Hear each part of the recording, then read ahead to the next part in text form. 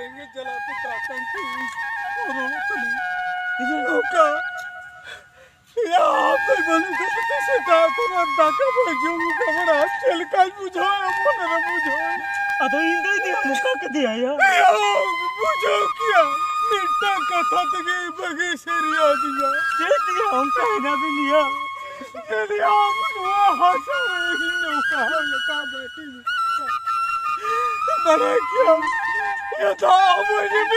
मेरी नौका अब चिंता ऐसे हो गया क्या हो गया उन्हें भी चिंता या हिंदे के ओकारे भी चिका के दिया ये चलो मैं चिका का हिंदे ने लगा के दिया लाइक को जो लाभ खाती है